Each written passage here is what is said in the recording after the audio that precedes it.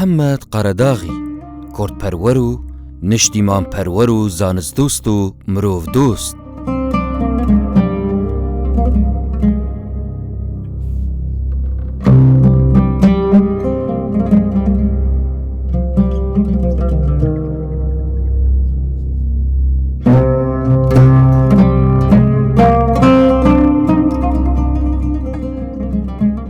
لە ناوەڕاستە جەنگی جیهانیە دوێ لە ساڵا 1943 لە گوندێ نەوتی لە باکوورێ ڕۆژهەڵاتە شاروچکێ قەرەداغ چاوێن وی گەشت بووینە بژیانێ.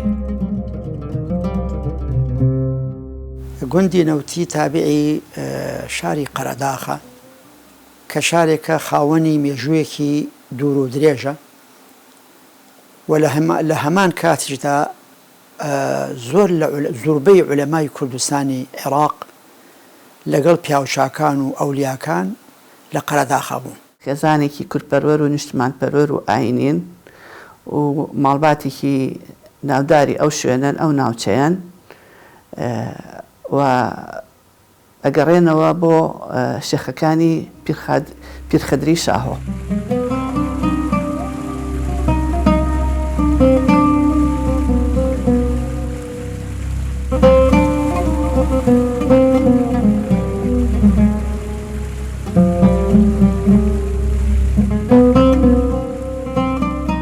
محەممەد قەرەداغی کوڕێ حاجی شێخ قادرێ نەوتیە. بابێوی کەساتیەکێ بەرنیاسێ ناوچەیە قەرەداغە لە ماڵباتە شێخ و ساداتێن پیرخەدرێ شاهۆیی.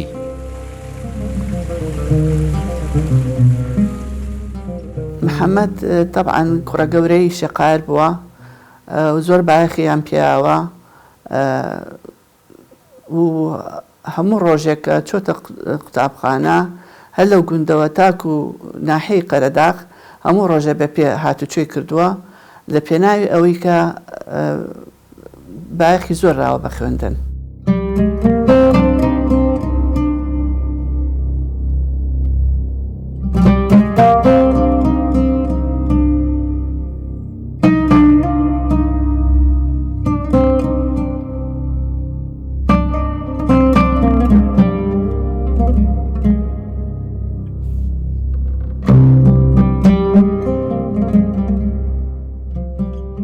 محەممەد ئێکەم زاروکێ ماڵباتە خوا بوو.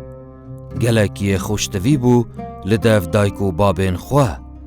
لە ساڵە 1905 دانایە بەرخوێندنێ وەک خوێندنە سەرەتایی دەست پێکریە.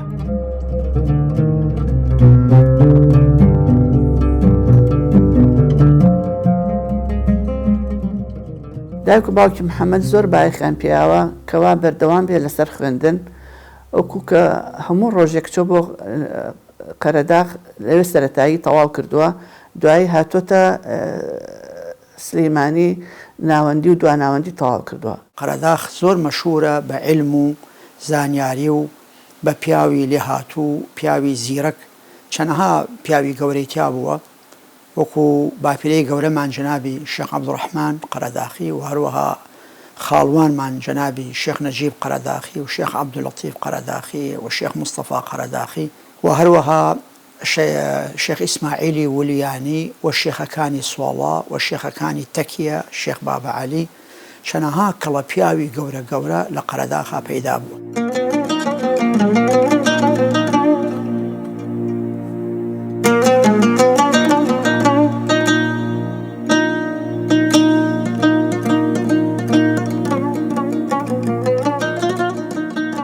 دایک و بابێن محەممەدی گەلێک هانا کوڕێ خوا دەدا کۆ خوێندنە خوا تەمام بکات لەوڕا خواندنە ناوەندی و ئامادەیی لە باژێڕێ سلەیمانیێ دووماهیک ئینە. لە پێشدا کە وەختێ بە منداڵی لە حوژرەی فەقیانە دەرسی فەقیەتی خوێندووە و هەروەها قورئانی خوێندووە دوای قورئان خوێندن فەتح القەریب و تا گەیشتووەتە پلەی تەصریفی مەلا عەلی لەگەڵ کاک شێخ مستەفای برامە. دوایی کە قوتابخانە کرایەوە لە ئاوایی جەنابی شێخ مستەفا خوا لێی خۆش بێ ئەو کاتەیە توانیان کەوە بشنە ئەو قوتابخانە و تا ئەو کاتەیە قوتابخانەکە تا سەفی 5 تا بوو.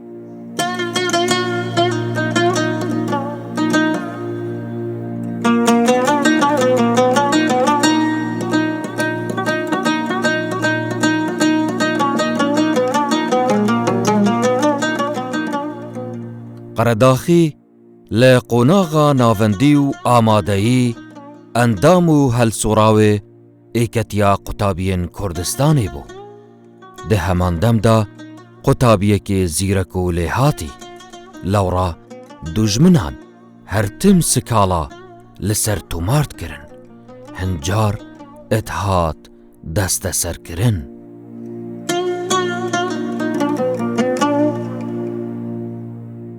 لە قەرەداغ 5 و 6 تەواو کرد، خوا لێی خۆش بێ، دوایی ئیعدادی و ثانەوی لە سلێمانی تەواو کرد. هەر لە تەمەنی 14 ساڵەوە چۆتە یەکێتی قوتابیانی کوردستان. دەمەوان زۆر زەحمەت بووە ئەو ماوەیە لەبەرەوەی خۆتان نەزانن گەلی کورد هەر دوژمنی هەر هەبووە لە ساڵی 50کانە و مرۆڤێکی خۆنەویست بووە و حەزری لە کوردایەتی بووە.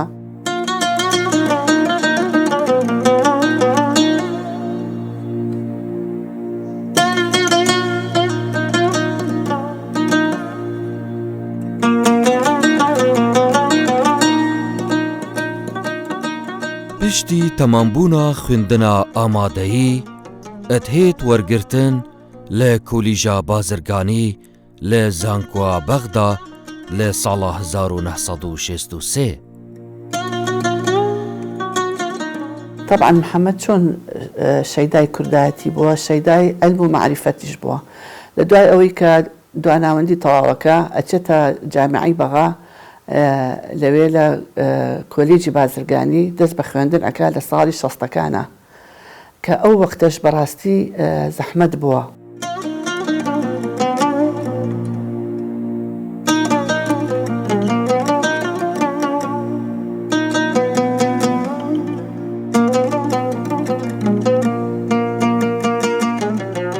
محەممەد قەرەداخی لە بیاوên cudayên jiyanê kesek jêhatî bû. Di biyavê civakî û mêjoyî û cografî û werzişî bi taybet yariya topapê lewra edbîte bijardeyê yaneya Silêmanî. باوکم هەر وەک لەسەر زاری دایکم و مامم کە جەمان لێ بۆ بیستومانە و باز کراوە لە زۆربەی بوارەکانی ژیانە سەرکەوتوو بووە. طبعا لەگەڵەوەی کە جۆش و خۆشێکی زۆری هەبووە بۆ کورد و کوردستان و قەزەی نیشتیمانی و ئەم شتانە لە بوارەکانی تری ژیانیشا سەرکەوتوو بووە، هەر وەک چۆن لە ساڵی 50یەکان سەرەڕایەوەی کە لە زانکۆ بووە لە ڕێگای خوێندنەوە با بڵێین، چالاکی تریشی هەبووە لە یانەی سلێمانی یاریزان بووە و لە زۆربەی بوارەکانی ژیان بە شێوەیەکی گشتی سەرکەوتوو بووە.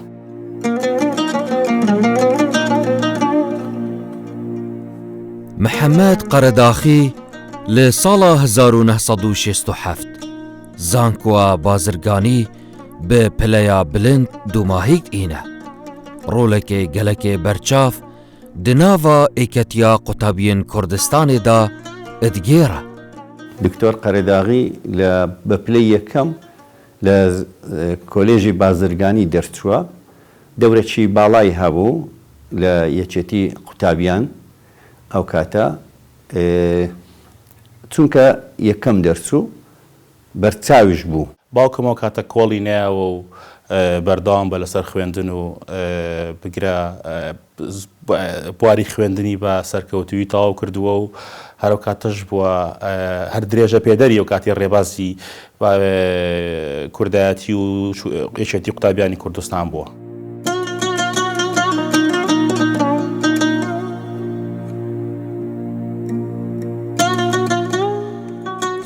هەر di heman salda lê Zankoa Silêmaniyê wek ji mêryar et hê damezrandin, demekê jî et bîte mamostayê amadeya pîşesaziya Silêmaniyê.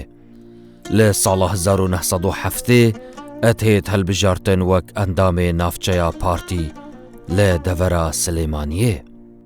لە جامیعەی سلێمانی وەکو محاسب هەمیشە بەیەکەوە من هات چۆم ئەکرد و بەیەکەوە دائیمەن چکی برادێک و برا هەم ئامۆزا هەم بەیەکەوە بەخێو بووبووین هەرچەند ئەو لە من گەورەتر بوو حەقیقەتەن بە دەوری 5 ساڵ.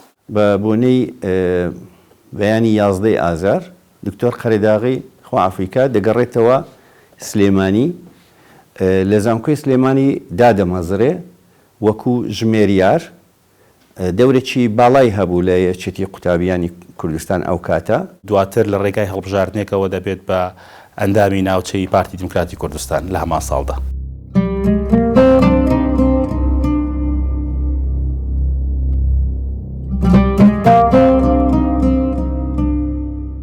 لە ساڵە 1970 قەرەداغی زەمالە خوێندنا باڵا وەردگرە لە دەرڤەی وڵاتی لە ڕۆمانیا لە زانکۆ بوخارست.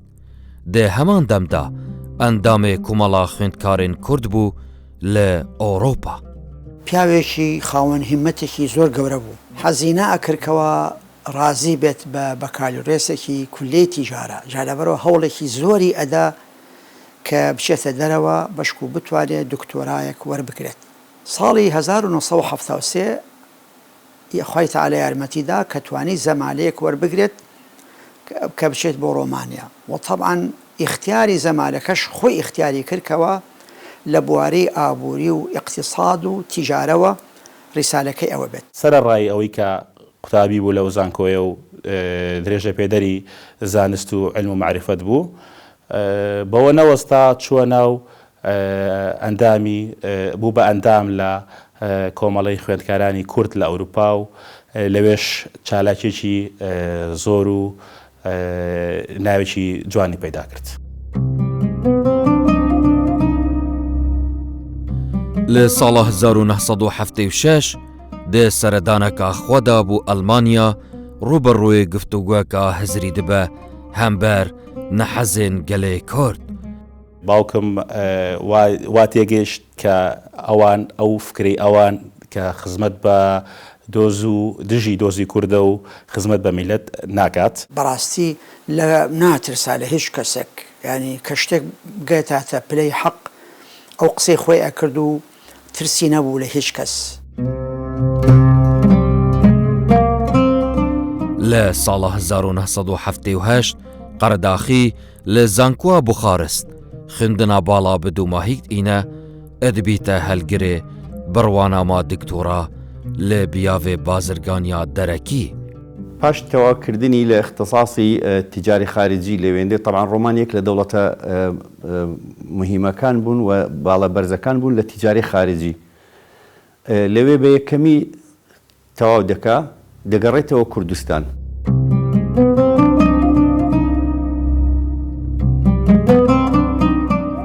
جبەر هەلوێست و بیر و باوەڕێن وێن کورداتی قەرەداغی ئەتهێتە ڤەگوهاستن بۆ زانکۆ ئەلموستەنسەریە لە بەغدا بەڵێ لە ساڵە 1970 ڤەدگەڕێت بۆ زانکۆ سلێمانیێ. لە وەختی ڕاپەڕیندا لە زانکۆی سەلاحەدین چەند بەڵگەنامەیەک دۆزرایەوە. یەکێ لەو بەڵگەنامانە تێیدا نووسرا بوو کە وەختی خۆی شەهید ڕەحمەتی کە هاتوۆتەوە لە جامیعەی بوخارست لە ڕۆمانیا دکتۆراکی تەواو کردووە تەقدیمێکا بۆ جامیعەی سلێمانی لە کۆلیجی ئابووری وەری ناگرن قبوڵی ناکەن لەسەر ئەوەی کە بە دەلیل و بە ئیسپات کە ئەم وەختی خۆی پێشتر پەیوەندی هەبووە بە پارتی و بارزانیەوە.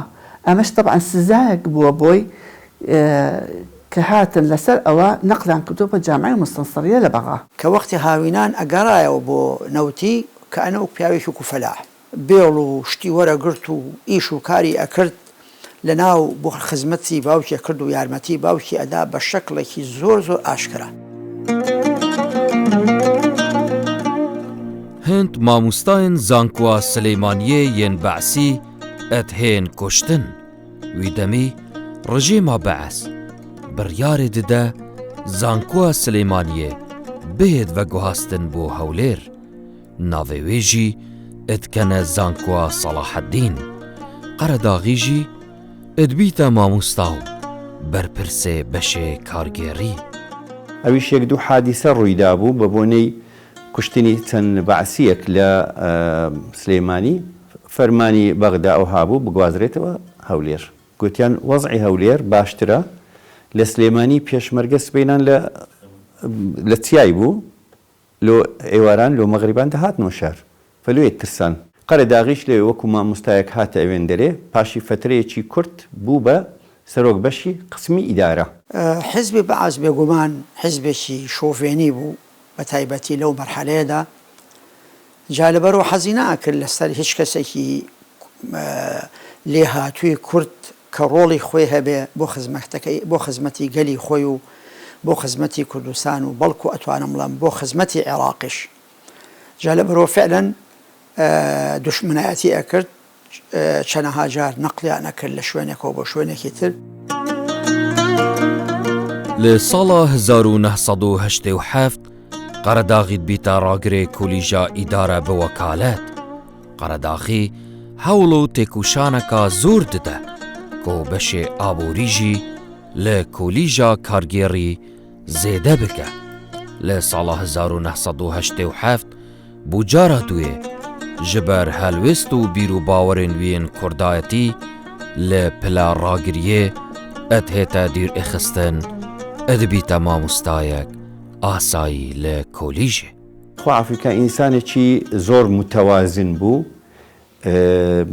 نەیدەهێشت بە هیچ نەوعەک تەیار و تەیارکاری لە ناو زانکۆ لە ناو کولیە ڕووبدات. ئەو ڕۆحە جوانی کە هەیبوو بۆ خۆشەویستی بۆ خاکی خۆی و هەل لە نەوتیەوە تا کوردستانی گەورە بووە هۆی ئەوەی کە بێگومان کە پیاوێکی ڕاست بێت کە دیفاع بکات لە کێشەی کورد کە بە پێی توانای خۆی خزمەتی گەلی خۆی بکات چ لە ڕێگەی زانیاری چ لە ڕێگەی کۆشەشی نیضالی سیاسی بە هەموو شەکڵێک جەنابی دکتۆر محەممەد هەوڵی ئەدا کە خزمەتی گەلەکەی خۆی بکات.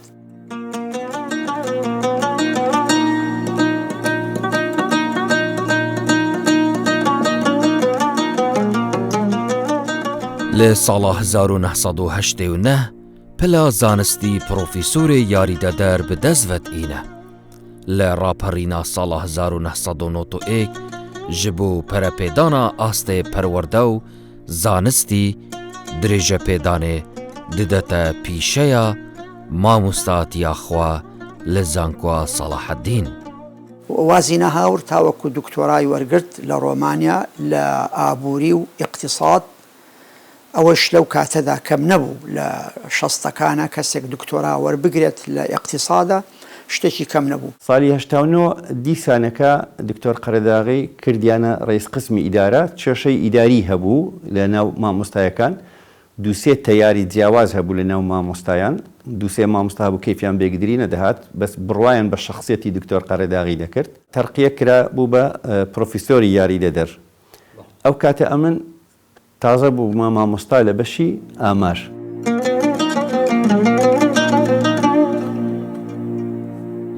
قەرەداغی دێناڤا ناڤەندên Zankoyê pêkûl dikirin ku berpirsaretiya Zankoyê bi rêya destnîşankirina kesanên hejî û xudan zanist û mecrifet bît. Ev prosêse dîr bît ji destê hizbayetiyê.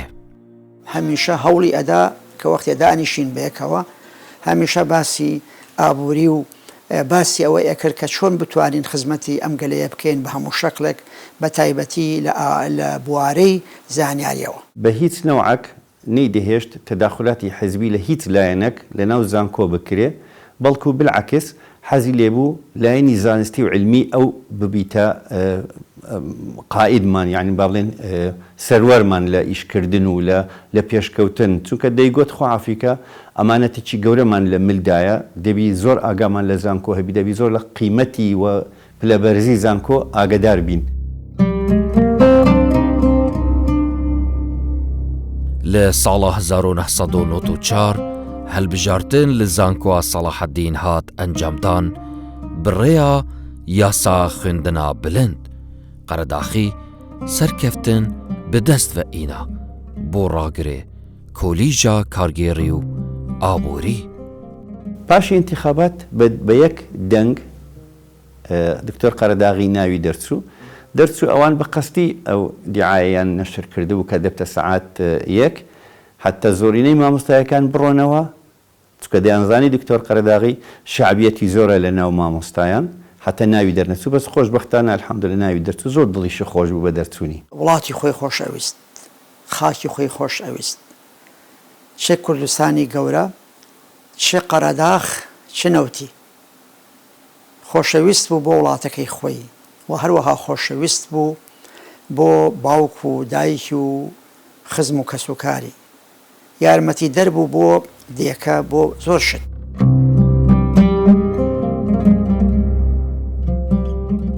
لە دەستپێکە شەڕێ نافخۆیی کارێ ڕاگریێ بە سەرکەفتیانە ڕێوەت بر. لە ساڵا 1995 جارێکدن شەڕێ نافخۆیی گەرم بوو. لەوی دەمی حرمەتە زانکو و مامۆستایەن زانکوێ دە ئاستەک پێتەویدا نەبوو.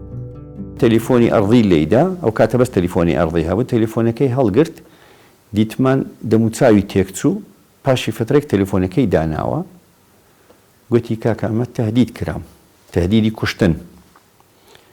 باشە ئەو پیاوەکی زانستە پیاوەکی ئەو لا ئیملای نییە ئەو تەهدیدە لۆ چییە؟ چەند سیفاتێکی جوانی تیابوو ئەو سیفاتە جوانانە وەکو یەکێک لەوانەی زۆر احترامی وەقتی خۆی ئەگەر زۆر احترامی تەعاملی جوان و ئەخلاقی بەرزی هەبوو کە قسەی بکردایە لە شوێنی خۆیان قسەیە کرد جا لەبەرەوە فعلاً خەڵک زۆر خۆشی ئەویست. سەراحەت ئەمە نەسیحەتمان کرد بچیتەوە مەسیف چونکە وەزعی هەولێر نالەبار بوو ئەو کاتە گوتی باوکە ئێمە خزمەت دەکەین عمریشیەکە شەهیدش بکرێن لە پێناو علم و زانست سەرمان بەرزە.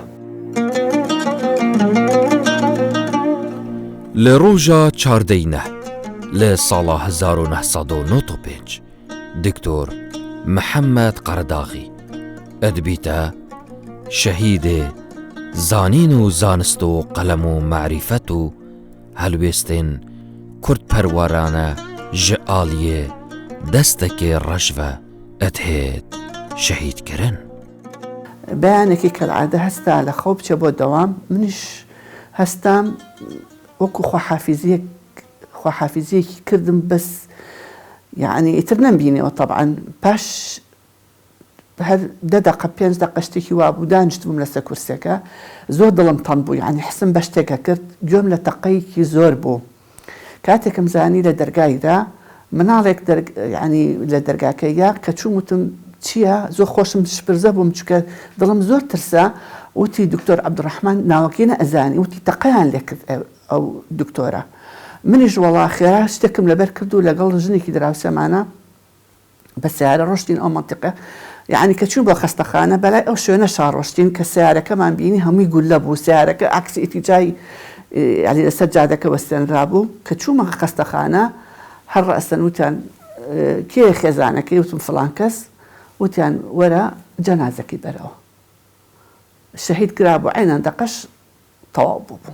لە ڕۆژی چواردەی نۆی ساڵی 1995 کە بەبیرمە ئەو کات کە مناڵ بووم باوکم کە خواحافیزی بووی لێ کردین دەچوو بۆ دەوام لە ناکاو گوێمان لە دەست ڕێژی گولە بوو کە بۆسەیەکیان بۆ دانابوو لەوێ تێدا باوکم دێدا شەهید دەبێت. ئەزیەتێکی گەورەیاندا بە علم و زانست لەو زانکۆیە کە مامۆستایەک بوو پایەبەرز بوو کە پێی کرا ئەو هەموو مامۆستایانێک پێکەوە دابنێتن بە تەبایی. خەفەتێکی زۆرمان خوارد چونکی بەڕاستی بەناحەق شەهید کرا حتا کە شەهید کرا یعنی کراسێکی نیقۆڵی لە بەرابوو لەگەڵ دەمانچەیەکنم ئەگەر کابراایەک توهمەی هەبوایە بێگومان محافەزەی خۆیە کرد و یان دەمانچەیەک یان شتێکی بەدەستەوە بوو.